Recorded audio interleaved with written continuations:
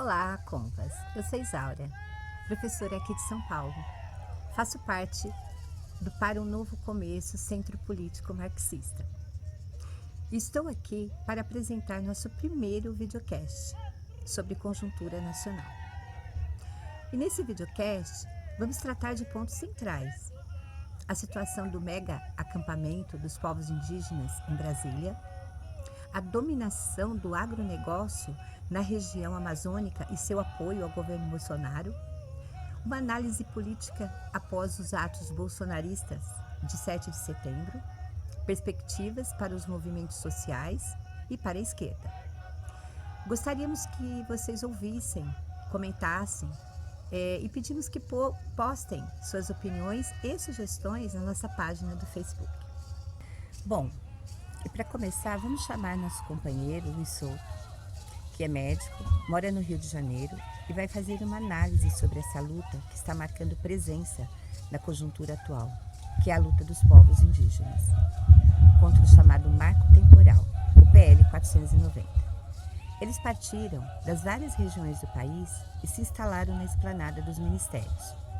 No 7 de setembro, inclusive, havia o risco de ataques bolsonaristas, tanto que optaram de remover momentaneamente o acampamento para outro local, mas já retornaram no dia seguinte. Luiz, você pode explicar melhor para a gente o que está em jogo? Qual a relação dessa luta contra o atual governo Bolsonaro e as perspectivas?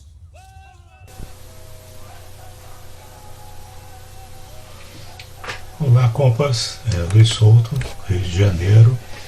E aqui nesse videocast do Para um Novo Começo, quero abordar um fato que eu acho muito importante que aconteceu nessa nossa conjuntura atual, nesse período do último mês, que envolveu as manifestações bolsonaristas de 7 de setembro, essas manifestações da direita não bolsonarista em 12 de setembro, que é que nesse período está ocorrendo a maior movimentação, a maior mobilização indígena da história do país. No final de agosto começou em Brasília o acampamento Terra Livre, em que povos vindos de todo o Brasil vieram na defesa dos seus direitos por causa da votação no Supremo Tribunal Federal da constitucionalidade ou não do marco temporal.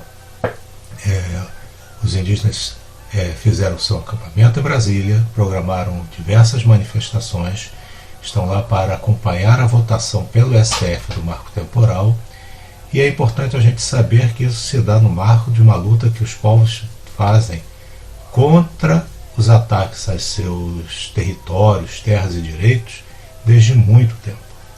Esses ataques se intensificaram muito depois do golpe parlamentar de 2016, se tornaram enormes com a subida de Bolsonaro ao poder.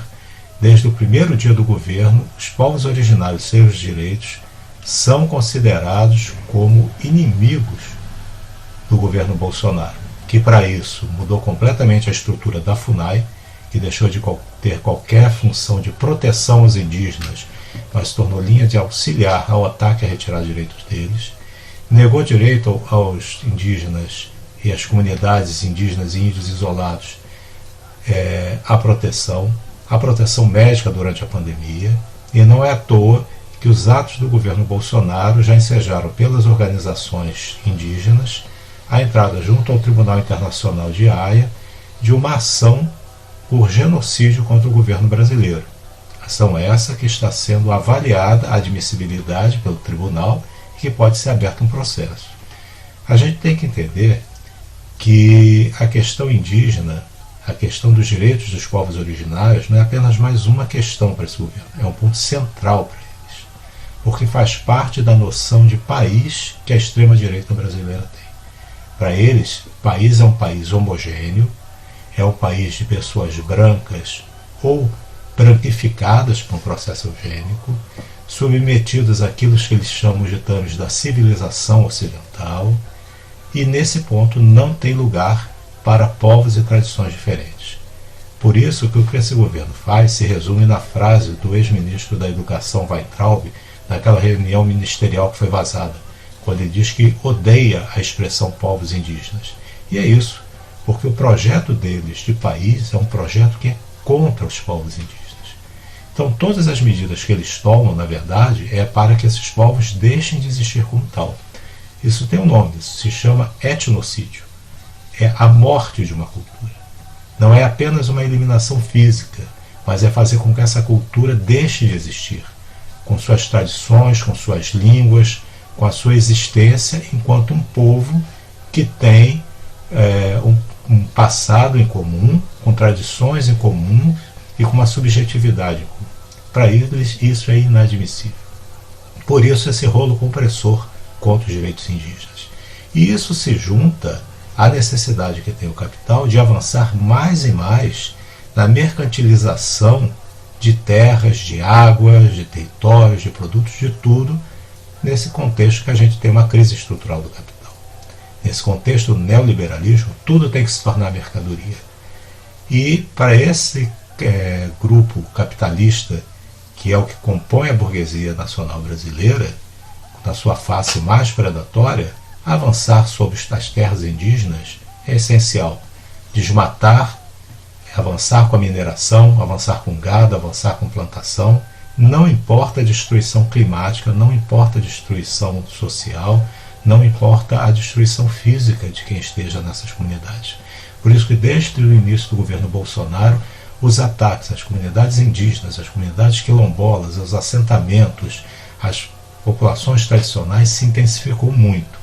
Como disse, isso não vem de agora. A gente já vem com esses ataques muito antes. Basta lembrar o que foi a tragédia e é a tragédia de Belo Monte, a hidrelétrica de Belo Monte, construída no governo Dilma. Mas isso se intensificou muito com o governo abertamente ligado aos setores mais racionários do capital. E agora a votação no Congresso da PL 490, que tenta regulamentar a demarcação de terras indígenas baseadas no marco temporal, botou mais uma ameaça em cima dos povos indígenas. O marco temporal é uma excrescência jurídica que diz que os povos indígenas só têm direito à demarcação de seus territórios se eles já os estivessem ocupando na data da promulgação da Constituição de 1988. Isso é negar completamente toda a história, séculos dos povos que já habitavam aqui, é negar a história de expulsão, deslocamentos forçados a que eles foram submetidos, e é uma falácia porque antes da Constituição de 1988, os povos indígenas, os indígenas eram tutelados pelo Estado. Eles não tinham como agir legalmente fora das órgãos do Estado como a FUNAI. Por isso que a luta pelas terras indígenas, a luta pelos seus territórios, os processos solicitando demarcações aumentaram muito após a Constituição de 1988, quando os indígenas puderam se organizar autonomamente. Está aí a articulação dos povos indígenas do Brasil, a APIB, para mostrar isso. Portanto, na verdade, essa é uma proposta de querer passar uma excrescência jurídica absurda para bloquear a demarcação dos povos de seus territórios. Esse marco temporal, então, entra em julgamento no Supremo Tribunal Federal.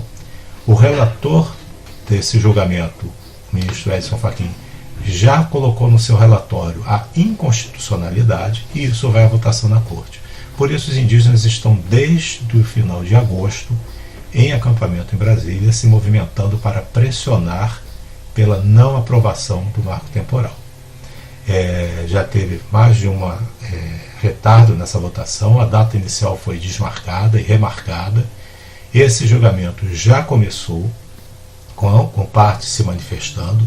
De um lado, uma bancada, um lobby enorme dos ruralistas, mineradores, garimpeiros, querendo que passe o marco temporal. Do outro, os indígenas e todos aqueles que lutam pelos direitos dos povos originários, defendendo contra, inclusive com a defesa contra o marco temporal, sustentada por advogados indígenas.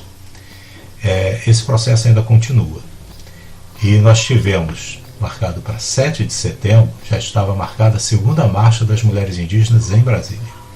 Por conta do problema envolvendo as manifestações bolsonaristas, uma questão de segurança, elas não fizeram a marcha no dia 7, reuniram-se nos seus acampamentos fora do centro de Brasília para evitar ataques, mas realizaram a marcha nos dias 10 e 11, na sexta e no sábado, onde marcharam com suas faixas exigindo respeito aos seus povos, respeito às suas tradições, respeito ao seu direito à vida, respeito ao seu direito aos territórios e contra o marco temporal.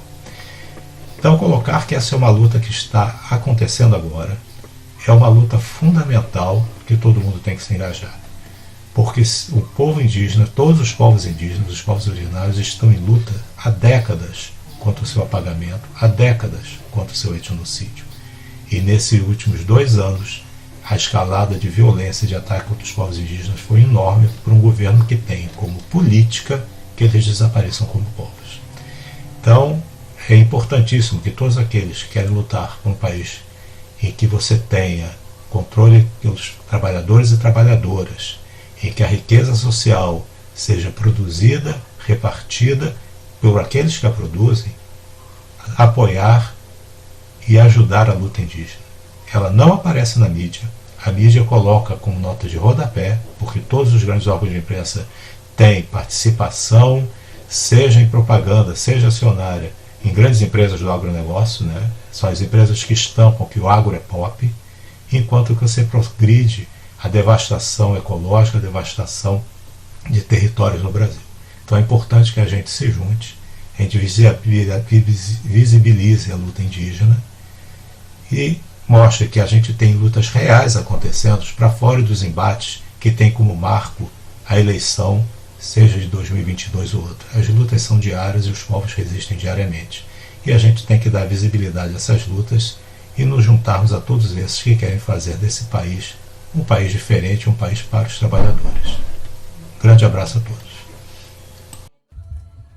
Quanta coisa importante da gente saber, né? E agora a companheira Luciana, que é professora e mora em Rondônia, vai nos fazer um breve relato a partir de um texto que ela está escrevendo, que será publicado em nossa página no Facebook, com o título A Dominação do Agronegócio na Região Amazônica e o Apoio ao Governo Bolsonaro. Luciana, que elementos você poderia destacar para a gente? Me chamo Luciana, falo aqui de Rondônia. Gostaria de falar um pouquinho sobre a dominação do agronegócio na região amazônica e a base de apoio ao governo de Jair Bolsonaro. Conforme vimos no último dia 7 de setembro, ficou evidente para a população brasileira, sobretudo para os movimentos sociais de resistência e alguns partidos de oposição que se declaram claramente contra a política adotada por esse governo de destruição. É importante observarmos que, no âmbito político, esses grupos que sustentam esse governo, eles divergem muitas vezes. No entanto, no aspecto econômico, há um consenso entre eles. E o agronegócio, ele vem obtendo lucros satisfatórios na região amazônica, sobretudo com a ampliação das áreas de cultivo da soja e da pecuária para o comércio externo. Observa-se que esse apoio, na verdade, ele ocorre por acordos políticos e que causam grandes impactos para a região, sobretudo para as populações originárias, o aumento do desmatamento, a agricultura familiar, que vem sendo fragmentada e enfraquecida devido a esse discurso do agronegócio, da ampliação do desenvolvimento econômico na região. Se por um lado o agronegócio ele tem obtido grandes recursos para ampliar suas áreas de cultivo da soja e da criação do gado, por outro lado, a agricultura familiar ela tem tido cortes e isso é bastante preocupante, porque a agricultura ela é uma das barreiras para o avanço da concentração de terras na região. Ao mesmo tempo, ela também é a base de sustentação de muitas famílias, onde assegura o acesso a uma alimentação mais saudável, a permanência do homem no campo. Outra questão preocupante em relação ao avanço do agronegócio na região está relacionado também às formas de dominação em outros setores, que articula uma espécie de dependência. Por exemplo, devido ao alto valor que as terras próximas a essas grandes fazendas da monocultura do soja vêm obtendo, o que leva algumas propriedades, pequenas propriedades, a arrendarem suas terras para a ampliação do cultivo da soja, enfraquece a agricultura familiar nas relações sociais de trabalho.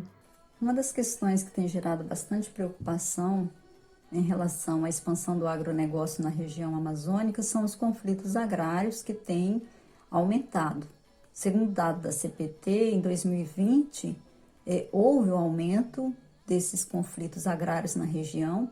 Isso se dá justamente pela lógica de ampliar as áreas de cultivo da soja, da criação da pecuária, e as principais vítimas desses conflitos foram populações indígenas. Ou seja, a região amazônica, ela reforça também a visibilidade do Brasil aí no cenário internacional como o quarto país que representa ameaça às pessoas que se posicionam contra esse modelo de política econômica de destruição. Nesse cenário, é necessário que os movimentos sociais busquem meios, de um diálogo próximo à base, onde sejam elaborados projetos que viabilizem outra lógica de organização social e econômica.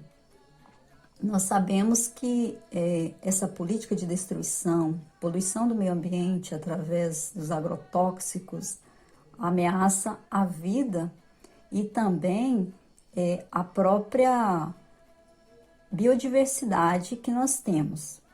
Ou seja, é necessário também um projeto de unificação desses movimentos. É preciso pensar que tipo de projeto serão reforçados, apoiados para as próximas eleições que tentam aí as disputas dos governos estaduais e também no âmbito federal. Nesse contexto, é fundamental analisarmos criticamente, porque já sabemos que esse projeto de desenvolvimento econômico, onde traz prejuízos para determinados grupos de diversas maneiras, é impossível continuar. Então, cabe a cada um de nós, enquanto sujeitos que estamos aí nas bases, também defender as questões como a reforma agrária, o fortalecimento de campanhas no combate ao desmatamento, desconstruir esse discurso que muitas vezes a própria mídia burguesa divulga como, de um lado, o agro como algo que vai potencializar o desenvolvimento econômico, mas escondem, disfarçam os reais prejuízos. Então, em meio a essas contradições, é fundamental também que a população, classe trabalhadora, tenha conhecimento para se posicionar contra essa política de destruição que nós vemos aí no Brasil, nesse atual governo. Vemos que a situação é bem complexa mesmo.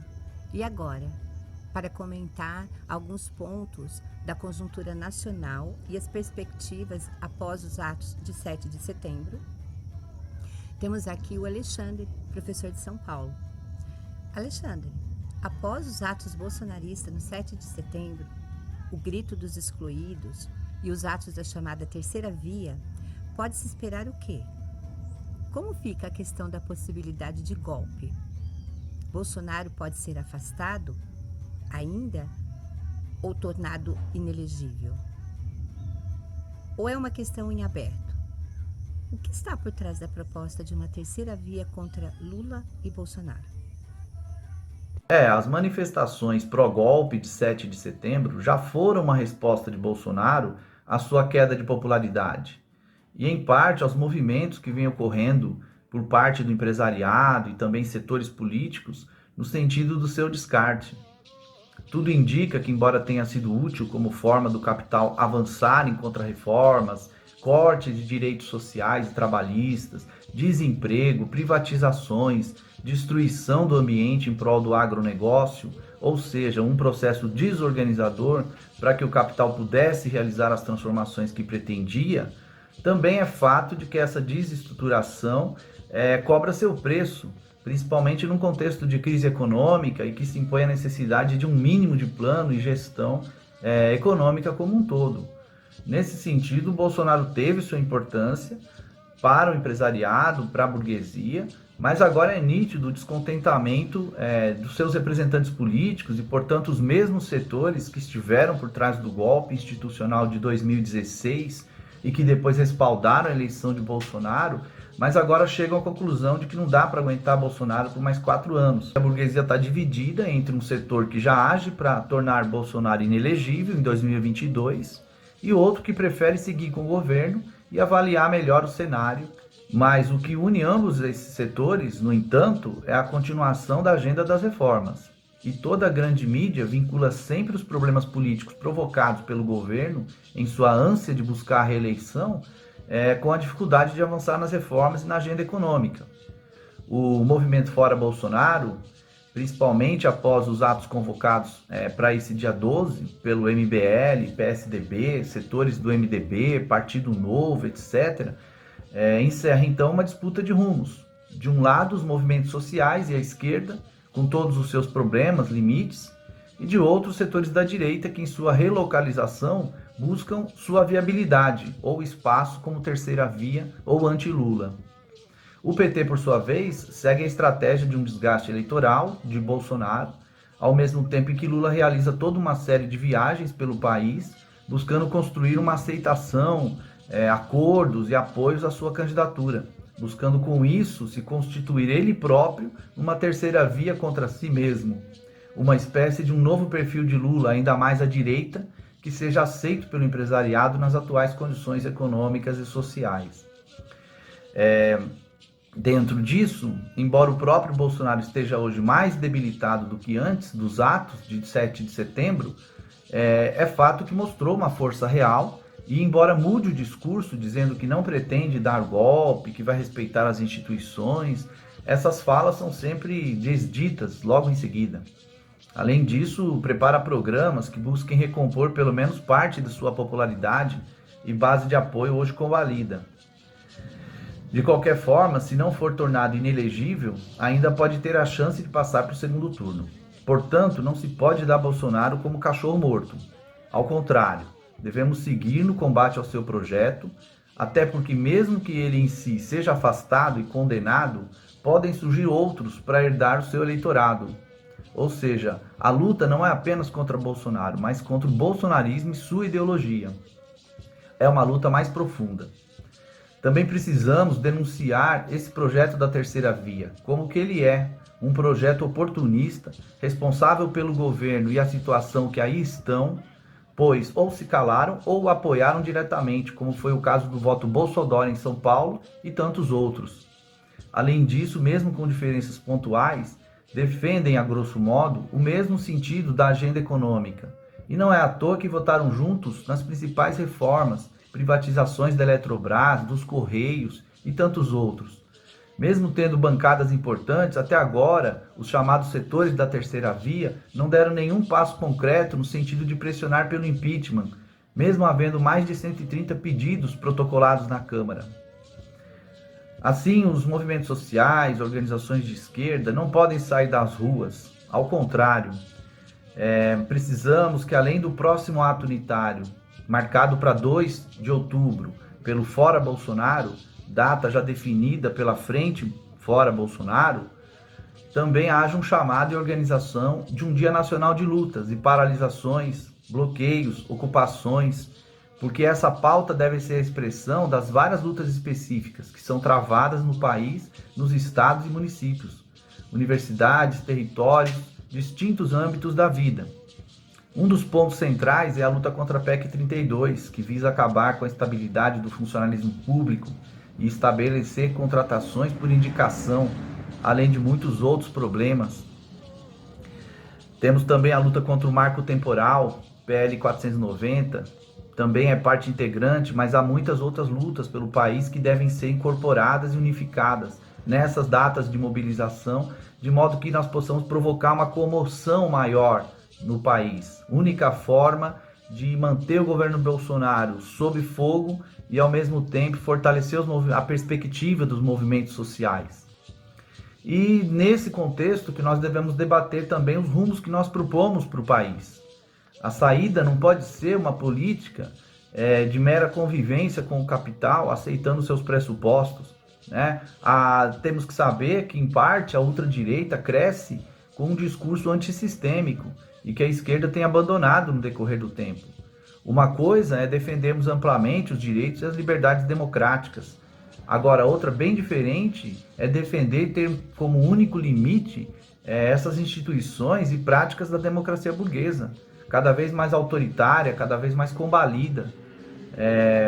Precisamos partir da defesa, sim, dos direitos democráticos, mas atrelados a uma democracia social, ligada aos movimentos sociais e suas lutas, assim como um programa que aponte uma saída para os graves, mais sentidos problemas da população, da vida.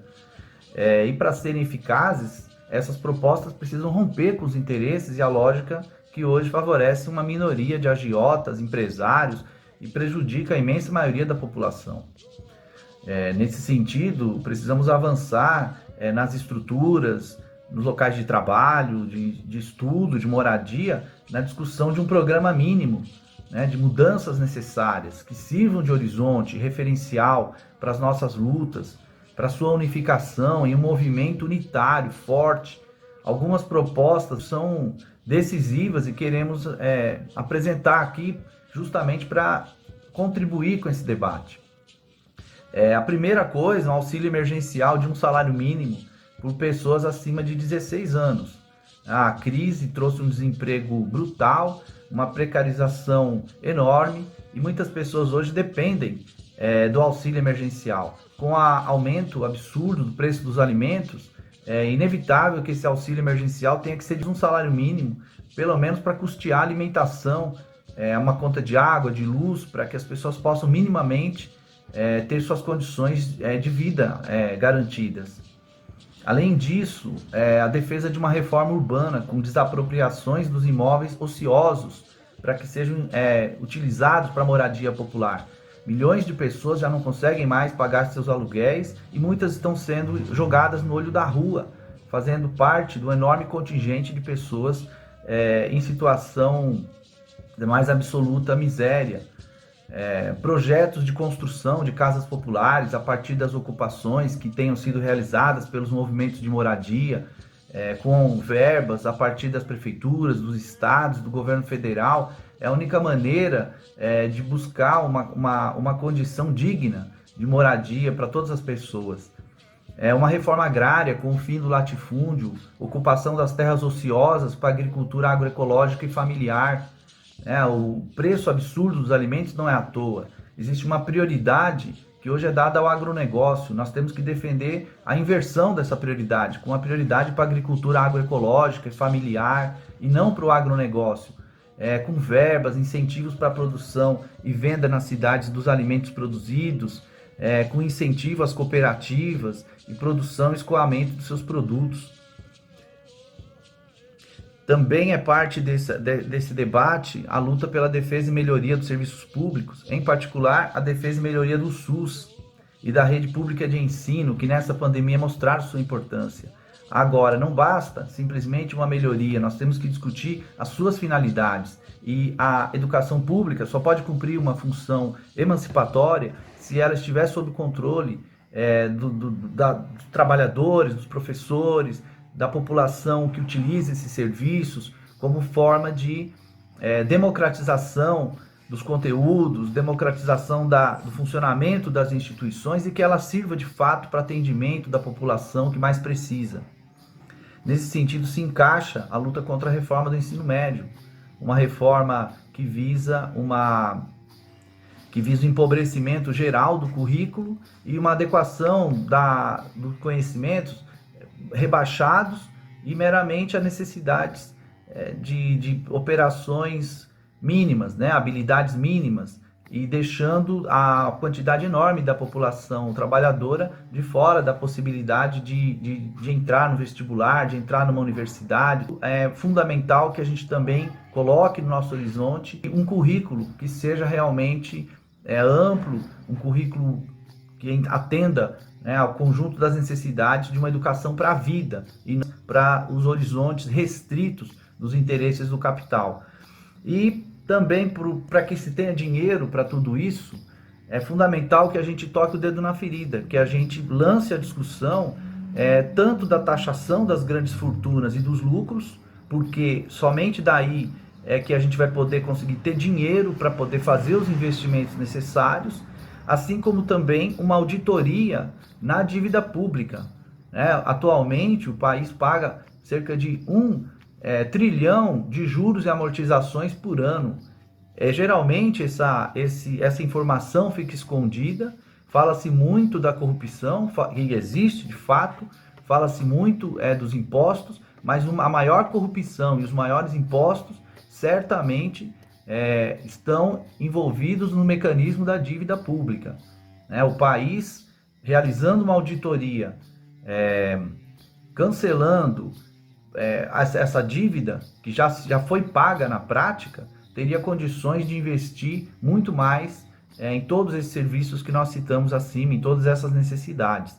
Então, é fundamental que a gente volte a fortalecer esses pontos nas discussões, nas bases dos movimentos, nos locais de trabalho, estudo e moradia, para que a gente consiga construir muito mais além do que derrotar o governo Bolsonaro, do que derrotar esses que agora se colocam como falsa oposição ao governo Bolsonaro, a chamada terceira via, mas nós também construirmos um referencial alternativo, um referencial anticapitalista, que também vai ter que ter a sua independência e fazer as lutas pelos movimentos sociais, mesmo a partir da eleição de um possível governo Lula, vai ser necessário esse nível de independência dos movimentos, a construção desse programa e a luta por uma transformação social em prol da maioria da população. E, para terminar, ainda nessa discussão sobre construção de alternativas práticas, mesmo que embrionárias, que apontem para além do capitalismo, temos aqui o Cláudio Santana, que é professor de Geografia. Cláudio, nessa pandemia, vimos um aumento dos projetos e experiências agroecológicas. Que elementos você apontaria de positivos nessas iniciativas? E que ligações podem estabelecer com as propostas de transformação social de esquerda? A agricultura urbana e periurbana, baseadas em experiências agroecológicas nas hortas comunitárias urbanas, atualmente já respondem por cerca de 20% de todo o alimento consumido no mundo. Tratam-se de experiências e de práticas que são desenvolvidas em várias partes do mundo, sejam nos grandes centros urbanos da Europa, como dos Estados Unidos, assim também como na América Latina, na África e na Ásia. Atualmente, essas experiências já respondem por cerca de 20% de todo o alimento consumido no mundo. De acordo com a Fiocruz, a partir de um levantamento feito pela FAO, cerca de 130 milhões de habitantes urbanos da África já desenvolvem esse tipo de experiência. Aqui na América Latina, esse número salta para 230 milhões. Mas há estudos que dizem que cerca de 800 milhões de pessoas praticam a agricultura urbana ou desenvolvem as hortas comunitárias urbanas. É muito importante esse trabalho porque ele também, em alguns momentos e alguns casos, acabam se associando, por exemplo, às cozinhas solidárias do MTST, que estão instaladas nas periferias e que hoje alimentam uma grande quantidade de desempregados aqui no nosso país. Também é muito importante o trabalho das cooperativas de consumo.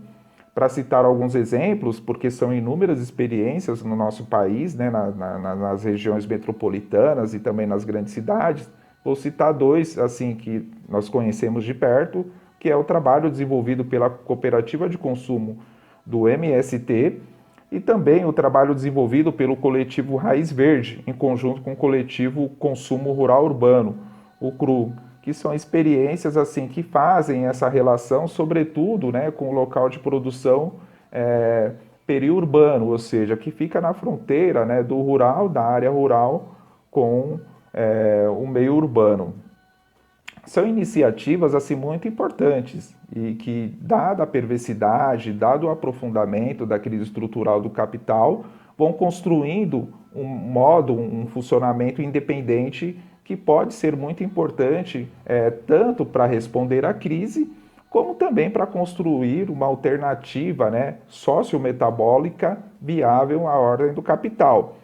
Então, por isso que é muito importante, né, que a gente apoie, né, fomente, participe e ajude a avançar essas experiências.